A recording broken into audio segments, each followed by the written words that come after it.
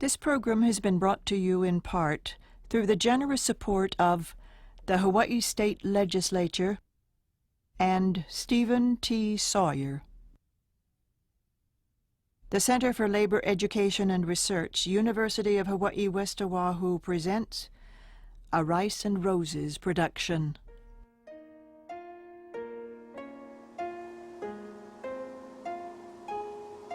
Family of Jack Hall, brothers, sisters, and friends. Eulogies are difficult under any circumstances, and close to impossible under these. Saying goodbye to a dear friend, a fighting comrade, a man who did so much to reshape Hawaii. Jack was one of the finest sons of the working class. The day he went to sea, he knew his lot was the lot of the working man, and never was there a breach in his thinking. He had an abiding faith and confidence in the power of men and women who labor for a living, to form and run their own organizations, to determine their own destinies and be a decisive power for change and progress. This became the story of his life.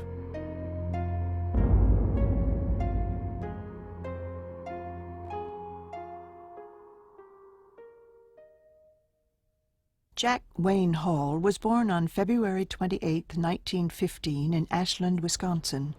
His Irish French-Canadian father, John Percival Hall, worked as a clearing and dyeing plant operator. His mother, Alma Swanson Hall, of Swedish descent, was born in Ashland. Their unhappy marriage led to Alma's suicide in 1919. Jack was only 4 years old, but the event haunted him all his life. It had a huge impact on his life. When I first knew Jack, he told me his mother had died of the flu. Much later, he told me that his mother committed suicide. He really had not gotten over that. Yoshiko Hall. The family moved to Los Angeles, and John Percival remarried. Jack had a tough, unhappy childhood and a bitter relationship with his father. He attended Washington Elementary School, and in 1931 graduated at 16 from Huntington Park High School. I know that he had a scholarship to go to college, but it didn't cover everything, room and board, and there wasn't money for whatever the scholarship didn't cover, so he had to work. If there ever was a time when in our history people were without hope, it was the Depression years of the early 1930s. Few of our families could afford to send us on for higher education. Jobs were too scarce to work our way through college. Hundreds of thousands of my generation left home to bum around the country in hopes of picking up a casual odd job for a few days.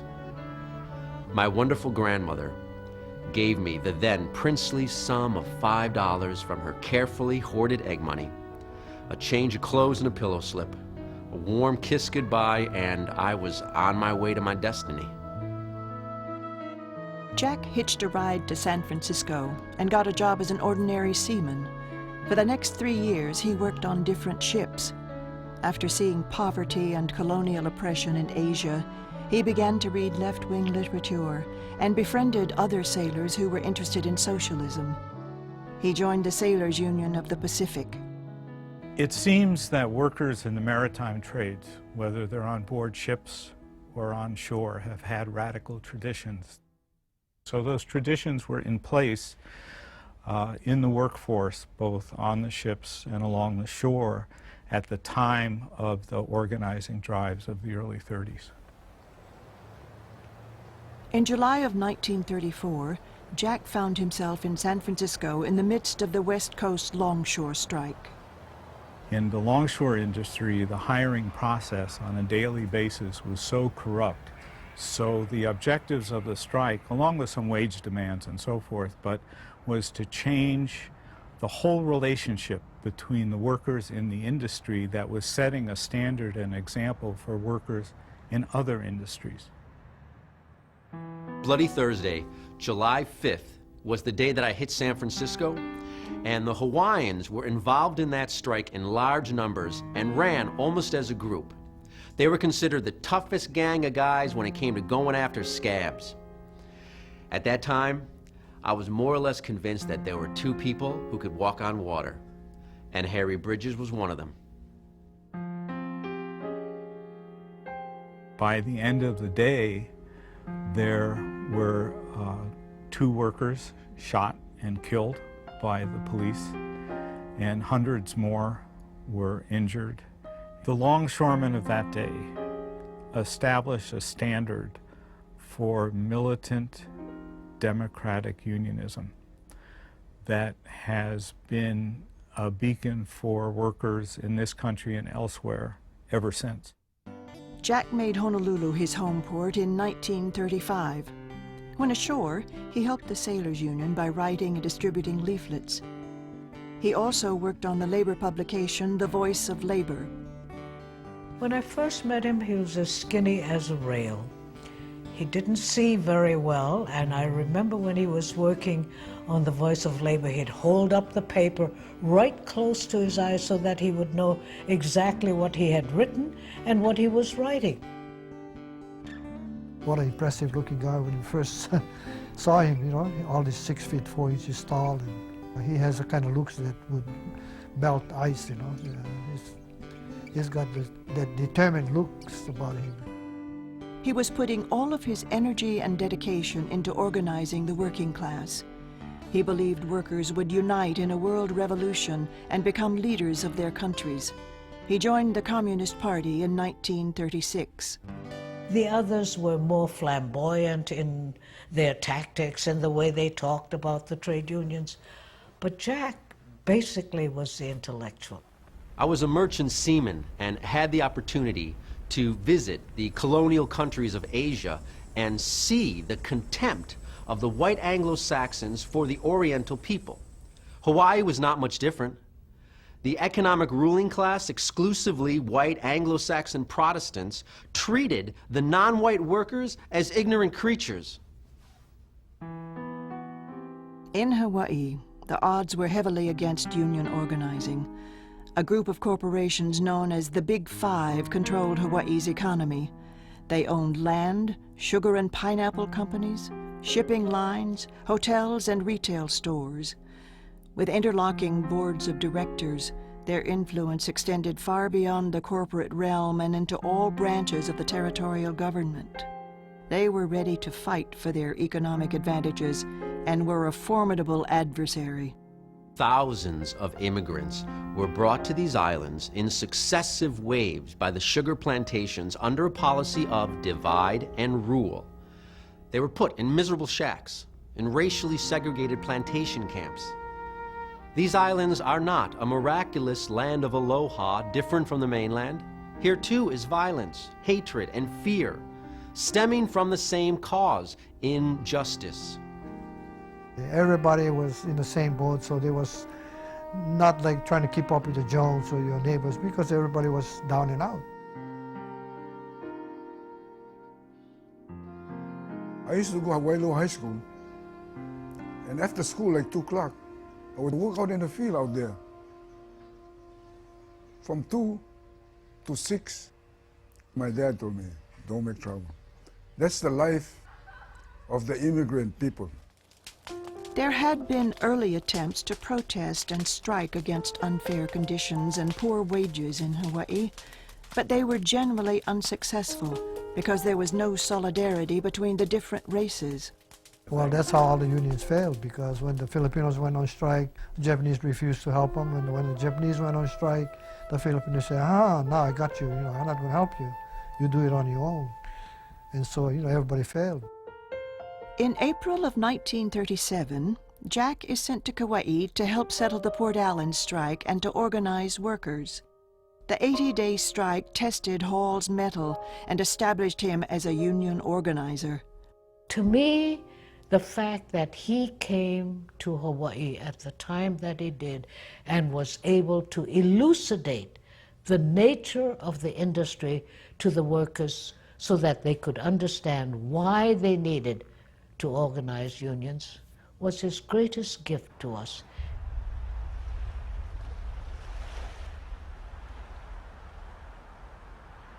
On and off for the next 4 years, Jack spends a great deal of time when he is not at sea organizing on the island of Kauai. He is employed by CIO Local 76 of the United Cannery, Agricultural, Packing, and Allied Workers, Yukapawa, for $16 per month. Marxism, youthful fervor, and an unshakable belief in trade unionism fueled his spare existence. People who see the reality and have a passion which is built on compassion can't sit on the sidelines. Jack lived in the dusty town of Hanapepe at the Watase Hotel. He had 2 changes of clothes and sometimes collected bottles for refunds in order to eat. Heavy drinking was becoming an established part of his lifestyle. I think all of his friends probably and half the rest of the world knew that he drank too much. He developed excellent writing skills and was constantly writing and editing labor publications. Organizing was done at a grassroots level, talking to people in bars and parks, meetings at workers' houses at night with the kerosene lamps turned low in fear of camp police. There was a big gate at the entrance to the main camp, and people had to really stop the visitors, and walk over to the little station house and get permit. I'm going to visit the Shiromas. Are you related to the Shiromas? Are you going to stay overnight? How long are you going to stay? And this was a means that they used to control the workers. We used to have lots and lots of meetings and lots of interest. And of course, the meetings would go on 5 or 6 hours, because in those days they had to be conducted in 3, sometimes 4 languages. And we used to go right into the camp, even though they had trespass laws, and defy them to throw us out. Sometimes they would take you out, but we went right back in. Those were great days. Hall encouraged labor to take a proactive role in politics. In 1938, he began the Kauai Progressive League, an organization devoted to registering voters and electing candidates that supported labor. They knew that the political power was the key, because political power was the thing that had been repressing them, that had been the thing that had been used to get the injunctions against them, and to have the police come and beat them up and kick them out and all that kind of stuff. A longshore strike broke out at Ahukini Landing on Kauai in July of 1940, lasting 298 days, the longest strike in Hawaiian history.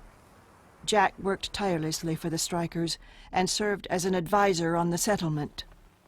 We don't mingle with haoles those days, you know. The only haoles we see is the bosses of the plantation, you know. No, but then here's a haole guy coming from nowhere, and his name is Jack Hall, and he's helping us. From that day on, I really felt, well, there shouldn't be a racial discrimination, you know.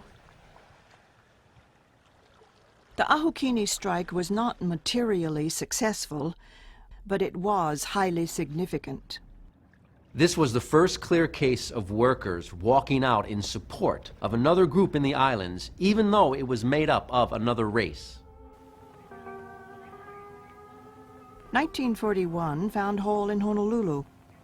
At the home of friends, he is introduced to Yoshiko Ogawa, and there is an instant rapport between the 2 young people. Boy, I fell in love with Jack Hall the first night, and then he called me the next day. I really didn't expect to see him again. I was still going to the university, working my way. I had about 5 different jobs. My mother was from the Big Island. She was from a town called then Ola'a. Now it's called Keau. She had 6 brothers and sisters that lived. Her father worked for Ola'a Plantation.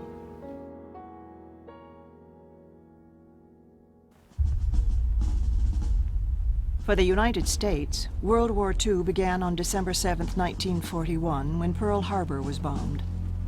Hawaii was immediately placed under martial law.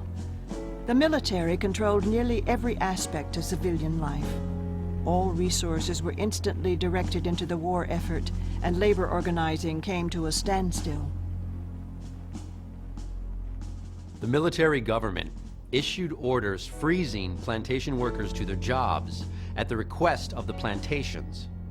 Military control of labor was in effect plantation management dictatorship over labor supported by Army bayonets. In fact, the manager of the company was himself like the martial law representative. He had an old tin hat and he had a 45 slung on the side of his hips, and he would proudly come down to the morning assembly, to let everybody see who he was and what he represented.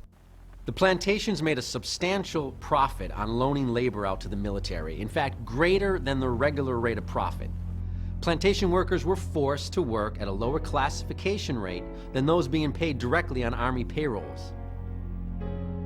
They were able to have sugar workers work on jobs and get paid only what they were being paid at the time as sugar workers. The mainland defense workers were paid $1.75 an hour. They were only paid 19 cents an hour. And everything over 19 cents an hour was paid to the sugar industry. So, all kinds of hanky-panky was going on under martial law. Jack Hall and Yoshiko Ogawa were married on January 12, 1942, in a private ceremony. They could read each other's minds, and there was very deep love between them. Nobody who knew them could ever question that. Jack's father did not approve. When Jack wrote him a letter and told him we were going to get married, his father said he would come down and shoot me. Shoot the Japs. Yoshiko's family was also upset. Oh hell, my mother was disowned. I remember her telling me that her father said that Jack, who had less arm hair than I have, was as hairy as a monkey, and that you should never marry a barbarian. During the war, Jack applied for a position at the Territorial Department of Labor and Industrial Relations. He was what is called a wage inspector. He went around to see that the employers paid money, the right kinds of money, to the workers who worked under their particular aegis. On the job, Jack learned accounting and how to read financial statements. He traveled throughout the islands and met people in key positions. He learned all about the Fair Labor Standards Act and how to navigate government red tape. God damn it, I think hours and wages inspectors and Mormon missionaries are the only people in Oahu wearing a coat and tie. In February of 1943, the Halls have their first child, Michelle. They are both devoted parents. By 1944, martial law restrictions were easing. Unfair treatment under military rule and the disparity of wages paid to war workers from the mainland caused local laborers to look at trade unions with renewed interest. Louis Goldblatt, Secretary-Treasurer of the ILWU, the International Longshoremen's and Warehousemen's Union, had been studying the situation in Hawaii for some time. He realized that establishing a strong union in the islands would take more than organizing the longshoremen. The only way to tackle Hawaii was to tackle the Big Five, and their source of power was in two key fields, sugar and pineapple. If you couldn't make it there, you couldn't make it. Louis Goldblatt. In March of 1944, Matt Meehan, the ILWU International Secretary, went to Hawaii to pick a regional director. And in June, Jack Hall became the regional director at a salary of $75 a week. The job required a willingness to work 25 hours a day, 8 days a week. Everybody who was a regional director on for the next 30, 40 years were the most dedicated and the most committed and the most intelligent of the leadership of the ILWU, who were willing to make this incredible sacrifice of their personal lives in order to play this role. As soon as the war ended, in a brilliant move in September of 1945, Jack hired San Francisco lawyer Richard Gladstein to file complaints charging 39 sugar, pineapple, and other companies with several violations of the Fair Labor and Standards Act. In out-of-court settlements, the companies eventually paid over $1.5 million for back wages. Jack's first goal was to organize workers to bring about a majority representation as quickly as possible. When we first met Jack at the meeting, we figured he was just another Howley. We figured that he'll be talking to us here today, and he'll be gone tomorrow. He'll be gone tomorrow. But that wasn't all. He was always there. Every time we have a meeting, Jack was there.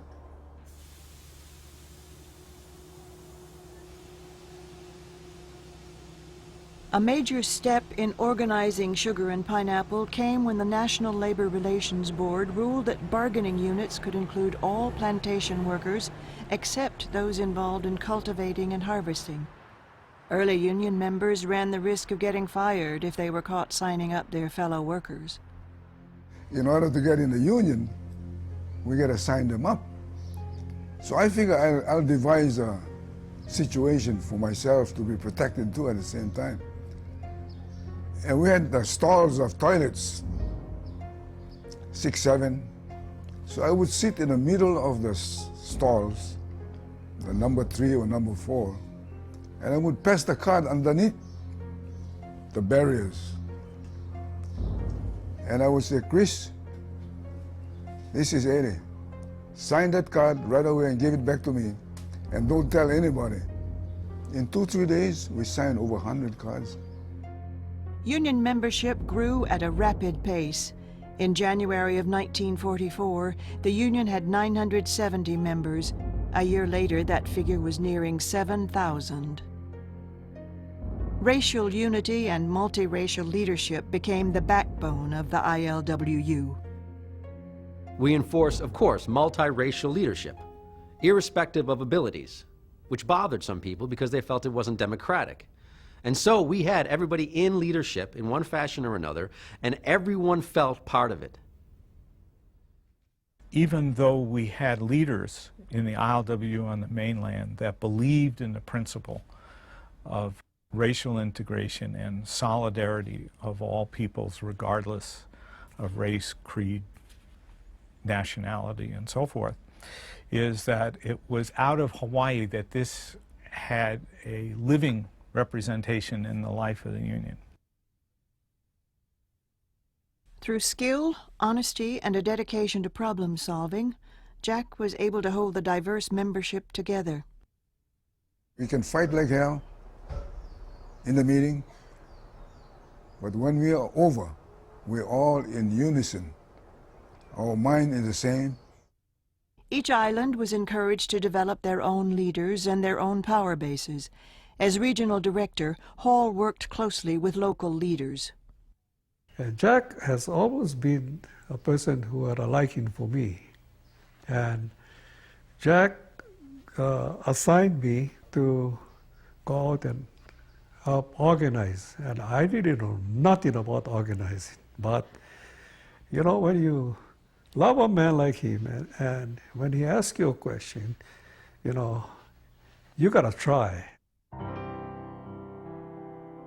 I think he really believed in the principle of that the leadership should be very close to the membership. And I think that's demonstrated throughout the history of LWU, but I think it's also demonstrated by the kind of guy he was.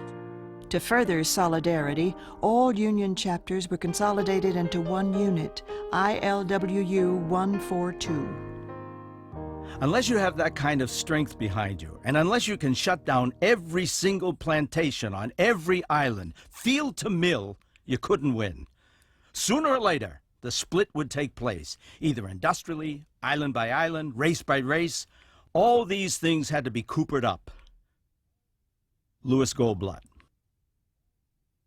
Hall once again set up political action committees and instructed ILWU leaders to get their people to register to vote. His goal was to get as many candidates as possible elected to the legislature where labor laws were written. Independent political action is carried on first, in the interest of our own ILWU members and their families. Second, in the interest of trade unionism and unorganized workers. And third, in the interest of the community as a whole. Now, in practically all cases, the interests of all three are the same. Those days, politics was so important to us. You know, I can say this because I've been involved in politics, not as a lead person, but going out campaign house to house, passing brochures at the job site. The slogan was, you punish the one that hurt you, and you help the one that helped you. And as far as this union is concerned, we help the Democrats if they help us, and we help the Republicans. In the 1944 election, 15 ILWU-endorsed candidates were elected to the House of Representatives and 6 to the Senate. The Union emerged as a new political power.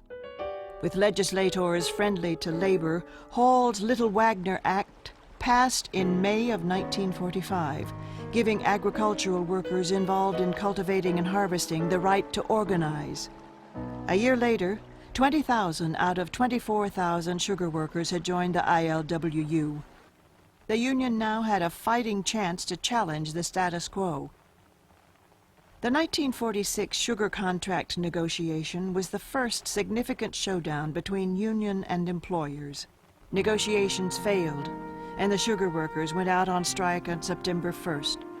The union wanted better wages and an end to the perquisite system, a system of free housing, medical, and fuel, through which the plantation controlled the lives of workers. Workers who fell out of line could easily be evicted. The employers kept talking about free houses, and many of our own guys talked about his free house. We got free houses, we got free water. We say, shit, what do you mean you got it free? You're making 24 cents an hour. How in the hell is that goddamn thing free? Louis Goldblatt. During the strike, Jack was learning the fine art of negotiating from Goldblatt, whose experience was far greater than Hall's. And Jack was a fast learner, eager and anxious to absorb whatever he could. He and Lou were really tight. They were political allies, they were intellectual friends. They both had the same kind of breadth of interest. The strike lasted 79 days and was a tremendous victory for the union. For the first time in Hawaii's history, employers were stymied and were forced to recognize the voice of their workers. Workers were awed and inspired by the power of trade unionism as an instrument for change. No boss or combination of bosses is strong enough to lick the working people, so long as they have unity and solidarity, a confidence in their ability to win, and a conviction that it is better to go down fighting than to live life on your knees. Before the union came in, we always walked with our head down. Whatever the company tell you, and you better listen. When the union came in, we walked with our head up. It is the awakening, as it were, of all of the workers' feelings about themselves, their families, their jobs. And to me, this is the story of the awakening of the human spirit through a group called a union, which allows them to talk about what are the things that are important. The employers retaliated by trying to discredit union leaders with accusations of communism. The daily newspapers, both of which were anti-union, gladly lent themselves to the purpose. They figured that with the development of the Cold War, the McCarthy period, that perhaps they could break the union on a red baiting campaign. And they began to hammer away. Yoshiko Hall was discharged from her position as a social worker with the Department of Public Welfare in 1948. Her supervisor said one of the reasons was that he suspected her of being a communist. I felt that all he wanted to do was to bring a better life for the working people in Hawaii. The inequities were just too great. I never questioned that he was doing the right thing. Yoshiko Hall. I think she was devoted to the cause too, because it was after all part of her background too, her family's life and the people that she grew up with. Crisis in Honolulu, caught like the rest of Hawaii in the paralyzing grip of a dockman strike. The tie-up, which has During the long and explosive dock strike of 1949, employers and their supporters fueled community fear of communism while publicly accusing union leaders of taking orders from Moscow. The longshoremen worked the same cargo and the same ships as longshoremen on the mainland and felt they were entitled to the same pay. It was a major challenge to the Big Five and their colonial wage pattern. The union fought against the wealth and power of the employers, against arrests, court actions, a governor who sided with business, and the daily attacks of a hostile press. The wives and daughters of employers even picketed the strikers. Those were the days when those women used to picket the Broom Brigade. They used to have these cars and loudspeakers which kept going around town denouncing the union. Yoshiko Hall. The really disgraceful thing about it was where some of these rich women who didn't want to take their turn in the picket line would take their maids down to do their turn. Louis Goldblatt. I used to love it when there was a strike because of the soup kitchens and the camaraderie and all the entertainment. And I remember being severely chastised one time when I actually said, "Oh, this is so much fun. I wish there were more strikes."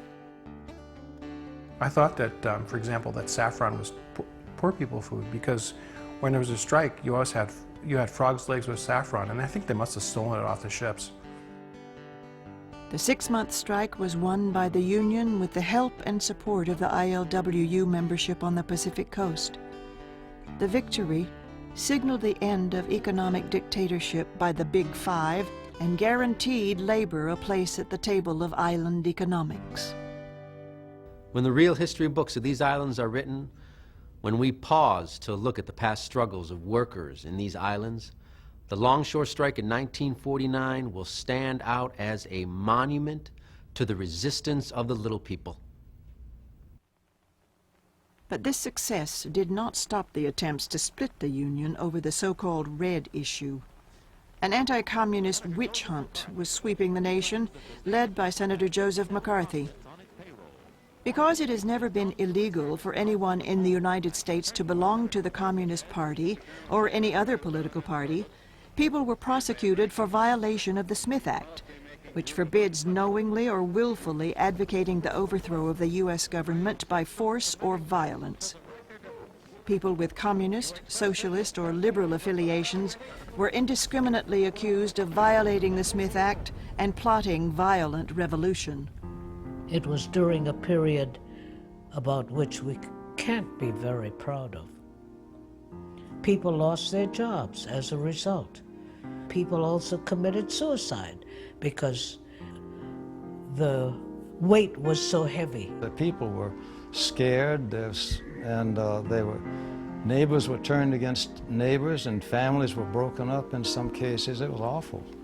The point is that what was happening after World War II was an effort to dismantle that successful, radical democratic leadership across the board.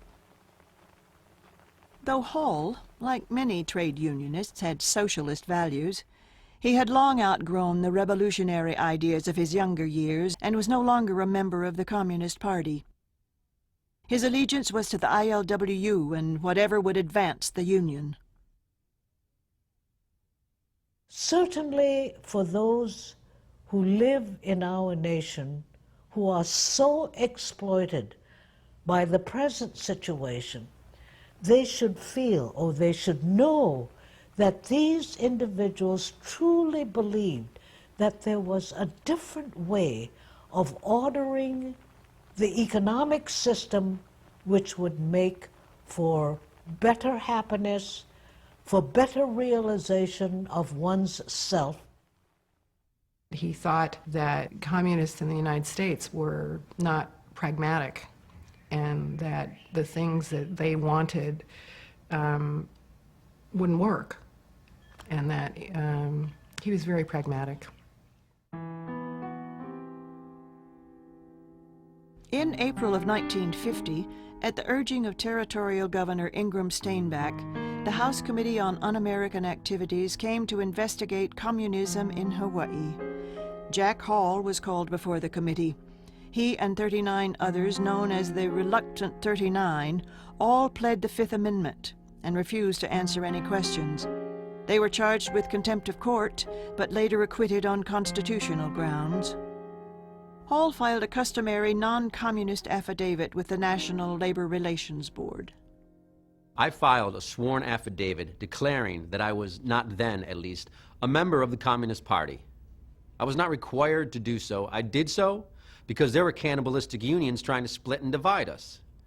Now, if the affidavit were fraudulent, does anyone in their right mind believe for even a minute that I would not have been prosecuted for perjury? In July of 1951, a disgruntled and resentful member of the ILWU and former member of the Communist Party was urged by a local lawyer to go to Washington and testify in a closed-door session before the House Un-American Activities Committee. The desertion of the weak, the greedy, the selfish, and the self-styled union leaders seeking their security at the expense of the rank and file has not weakened this union. It has made us stronger. It has tempered us in a crucible of fire. After the testimony, the U.S. Attorney General's office decided to come to Hawaii to make Smith Act prosecutions. On August 28, 1951, Jack Hall was arrested at 6:30 a.m. on violation of the Smith Act. What I remember is that my mother woke me up and told me that, that he had been arrested and that she didn't know exactly why. And I do remember my mother saying, "It's going to be okay, it's going to be okay," 6 other persons besides Hall were arrested: Charles and Eileen Fujimoto, John Reinecke, James Freeman, Koji Ariyoshi, and Jack Kimoto. Collectively, they were called the Hawaii Seven. Though released on bail, Jack faced a taxing court battle. There were long hearings, and the trial itself would drag on for 6 months. I don't know how I survived it or how Jack survived it, because he carried on his job. He used to go to work really early, leave the house about 6. He'd work, and then he'd be in court nearly all day. Went back to the office, get whatever work he had to get done. Yoshiko Hall. And of course, Jack should never have been dragged into that trial anyway. He shouldn't have been in there, and it was a union-busting tactic. The government needed a device to cripple unions, and that was a good one. One of Jack's main concerns throughout this ordeal was the union's well-being. Against the advice of his lawyers, he delivered a statement to the rank and file. I would do nothing to hurt this union. I've dedicated practically my entire adult life to building it. And in the span of years, I have worked through and with any group or individual who, in my mind, I thought had something to contribute to building and strengthening the union in this territory. Any other policy, in view of the violent, shrewd, and almost overwhelming opposition of the Big Five, would have been naive and unrealistic. I drew the line at no one and no group, and I would not do so today. Support from the rank and file was overwhelming and included testimonial dinners and events on all islands. Communism was depicted as some big red boogeyman, and they'll come and, take over overthrow the government by force and violence. And, any common sense will tell you that this was not possible. And so we kind of left it off, and everybody concentrated on what the union was doing. At that time, political situation never meant anything important to me, because The only political situation I believe went in was the Union. In June of 1953, a jury handed down a guilty verdict for all 7 defendants. The judge gave Hall the maximum sentence of 5 years in prison and a fine of $5,000. After hearing the verdict, 26,000 rank-and-file members of the ILWU protested with a walkout. The trial was over. Jack was out on bail, and the long, slow process of appeal was set in motion. It was during this time that Jack was diagnosed with diabetes. And Jack really suffered. He suffered a lot from the Smith Act trial. The cost to a defendant in those trials is, a lot of it is not appreciated by the public. Under the uncertain shadow of a jail sentence, Jack Hall picked up the threads of daily life. In June of 1954, he and Yoshiko had a second child, Eric Mitsugi Hall. He was a very, very good father. The kids just adored him. Mikey thought the world of him. Yoshiko Hall.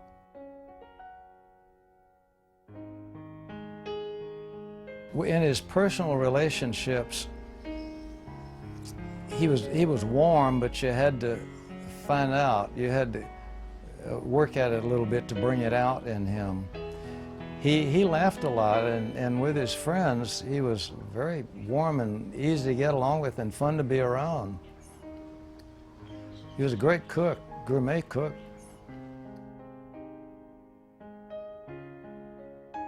My mother worked, which when I was growing up was unusual to have the mother working. And they shared a lot of the household chores, which I think was really different from a lot of other families. I mean, he helped do everything. He liked the outdoors, liked nature, and liked walking. We walked from Ho'onau down to Mililii. He swam a lot. I used to worry he wouldn't find the shore because he took off his glasses. One time we were in Waimanalo and he didn't come back. Well, he was lost. He couldn't see the shore. He had been out there for about 3 hours. I started a bonfire. He said if I hadn't thought of it, he would be lost. He really liked jazz and Louis Armstrong records, or Nat King Cole before he sang piano music. Sidney Bechet and people like that, they loved all that stuff. Kinds of values that my parents instilled in me and my brother were to care about other people, to contribute back to society, not to be a leech, to fight for those who can't fight for themselves or who don't have a voice. Hall and the ILWU campaigned hard for their candidates in the 1954 elections. For the first time in over 50 years, the Democrats gained control of the territorial legislature. The ILWU, out of all proportion to its size, became a very powerful political medium. They were close to John Burns and to his successors, and I think that at that point, the islands became irretrievably democratic. The Smith Act appeal continued. New York lawyer Telford Taylor, who served as a prosecutor at the Nuremberg trials, took Hall's appeal. The appeal was argued before the Ninth Circuit Court in San Francisco. It's irritating as hell not to know where they stand. In 1957, a U.S. Supreme Court case set a precedent regarding Smith Act convictions, and in 1958, the Hawaii Seven were acquitted, 6 years after their arrest.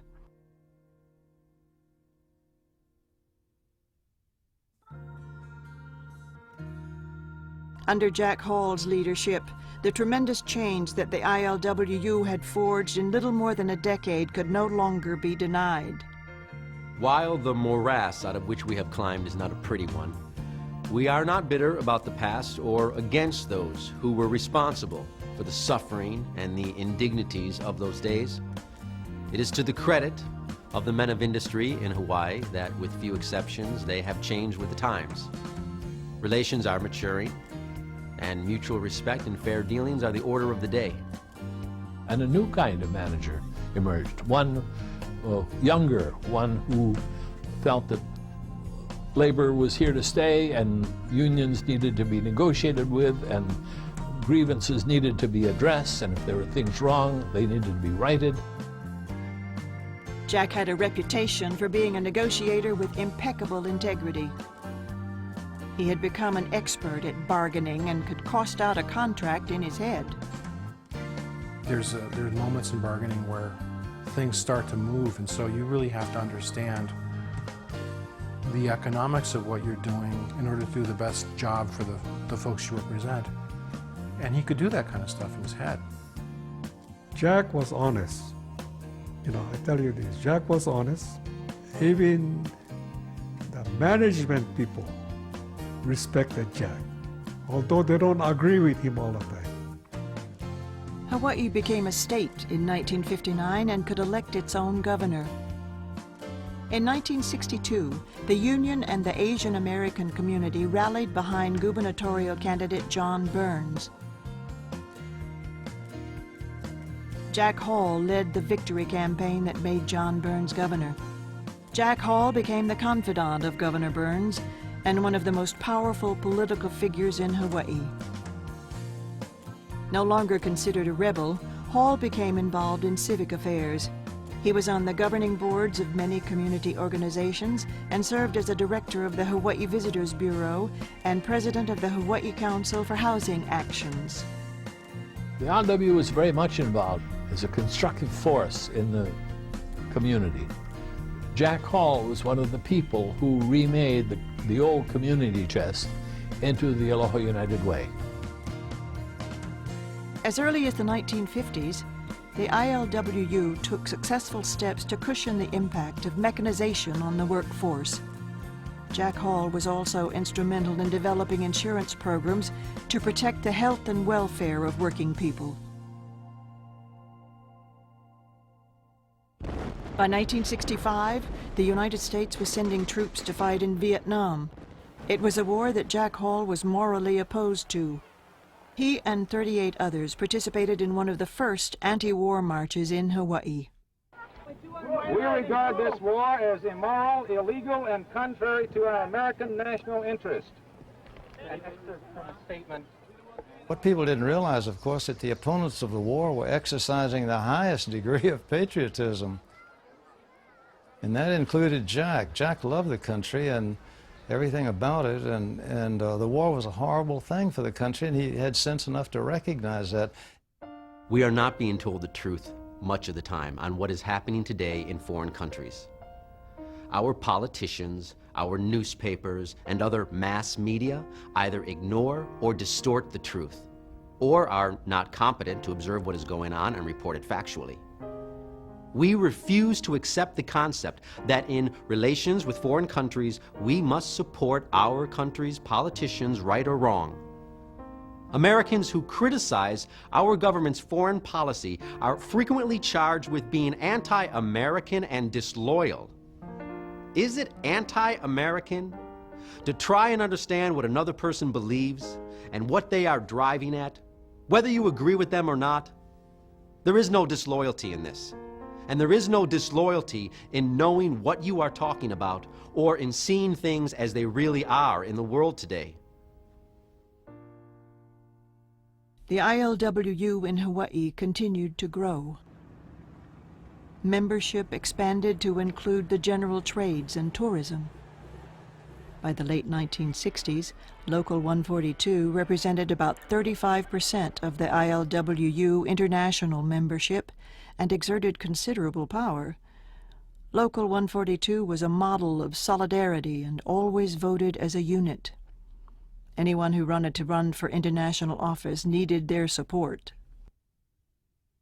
While Jack's friendship with Lou Goldblatt deepened over the years, his relationship with ILWU International President Harry Bridges became more strained. Jack was a very real person. He was also vulnerable. Jack could be injured. He could be hurt emotionally. He didn't show it much. You had to know him pretty well to know when he was his feelings were hurt. In 1969, Hall was nominated as an ILWU International Officer and became the Vice President, Director of Organization. Hall was eager for a new challenge, and the family moved to San Francisco. It was the first time that somebody from Hawaii was elected to international office. It was a formal recognition of the importance of the Hawaii experience and the legacy of the ILWU in Hawaii to the entire Union. Well, I think that he was glad to make the move in terms of what he thought needed to be done within the Union. I don't think he was glad to make the move in terms of where, I mean, it wasn't Hawaii. It's not, I mean, he loved Hawaii. He liked the people here. He liked the way it looks. How can you not? The Halls set up housekeeping on Yerba Buena Avenue, and Hall immersed himself in his new job. Before the move, he had been diagnosed with Parkinson's disease, but as always, he looked to the future and continued to keep up a rigorous work schedule. I tried to get him not to go to work on many a day. He insisted on going. Yoshiko Hall. He was sick and getting sicker all the time and drinking more all the time. Yoshiko had a hard problem with his drinking. With Hall and Bridges in close quarters, their difficulties grew. Oh, they were careful not to go public with it. That would have been very hard on the Union. Both of them loved the Union. Both of them had the interests of the Union at heart. If we can just concentrate on what they accomplished, that is the important thing, despite all of the differences, personal and otherwise, that they may have had with each other, because that is what pushes the labor movement ahead. Hall had ideas about merging ILWU units in the San Jose area. He pushed for additional organizing in Alaska and campaigned for bringing the Hawaii Government Employees Association into the ILWU. He had been approached by Cesar Chavez and urged the ILWU to move aggressively into organizing the California farm workers. His plans never moved forward due to his illness and differences within the ILWU. And I know that made him very depressed, my father, that he wanted to push the boundaries, that the ILWU could have been much more, could have done things for other people in the mainland like they had done here. Though his health was rapidly declining, he soldiered on and continued to work. By the fall of 1970, he was half paralyzed and needed help getting dressed and combing his hair. He was really frustrated. He hated that his body was falling apart, that he couldn't do things, that he couldn't do for himself. It made him depressed, and I think he thought initially that he would get better. In December, he was hospitalized for 10 days. Once home, he seemed to improve a little, surrounded by the love and care of his family. But on New Year's Day, he suffered a stroke. He died at Kaiser Hospital on Geary Street on January 2nd, 1971. He was 56 years old. In Hawaii, as a tribute to Jack Hall, on January 7th at 10 a.m., 40,000 government workers and 23,000 ILWU members stopped work. That same night, crowds gathered at the Honolulu International Center for his memorial service. Each of us grieves in our own way, and mostly, I suppose, in those quiet moments when we're alone. And almost all of us use the word loss when we talk about something like the death of Jack Hall. We can no more lose Jack Hall than we can lose part of ourselves. Hawaii cannot lose Jack Hall any more than they can turn back the clock 35 years and undo the changes that have been made. The word loss is wrong, but I know I speak for everyone here when I say we're going to miss him, and miss him with an overwhelming ache. An era is ending. On January 20th, Jack Hall's ashes were scattered at sea, off the islands that had become his home. If I am to be remembered for anything in these islands, I'd like to be thought of as a rebel in paradise. Just one of the guys who struck a spark for a flame that was kept burning. We were able to keep it burning. Because of that, working people won dignity, self-respect, and a chance to determine their own destinies.